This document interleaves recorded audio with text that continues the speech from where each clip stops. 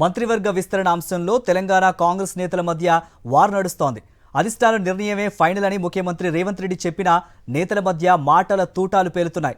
MLA వివేక్కు మంత్రి పదవి దక్కుతుందన్న వార్తలు రావడంతో ప్రేమ్సాగర్ రావు అగ్గి మీద గుగ్గిలమవుతున్నారు.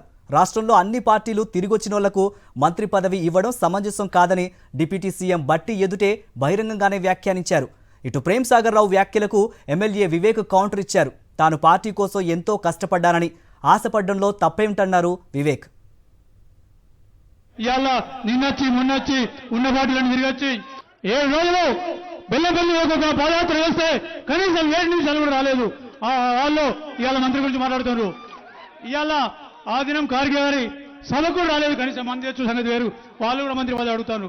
మొత్తం టీఆర్ఎస్ 2 సార్లు, బీజేపీ అన్ని పార్టీలు తిరిగి వచ్చిన ఎవరైతే ఉన్నారో వాళ్ళు కూడా ఇవాళ మంత్రి పదవి అడుగుతున్నారు. వాళ్ళు ఒక కుటుంబంలో 3 అయిపోయినాయి.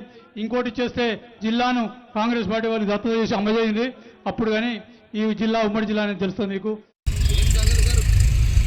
కమెంట్ చేస్తున్నారు వారి ఇష్టము, వారి ఏదైతే ఆవేదన ఉందో వారి దాంట్లో తప్పేం లేదు. అందరికీ కూడా ఆశ ఉంటుంది, నేను కూడా మంత్రి కావాలి, నేను కూడా మంత్రి కావాలి ఆశ ఉంటుంది. వారు ఆ దిశలో మాట్లాడిండొచ్చు. ఈరోజు అందరు కూడా మేము చూస్తామంటే నిజంగానే కాంగ్రెస్ పార్టీ బలపరుచుకుంటే అవసరం లేకుండే. నిజంగానే చెప్తే నాకు కూడా అప్పుడు బీజేపీలో అరే నేను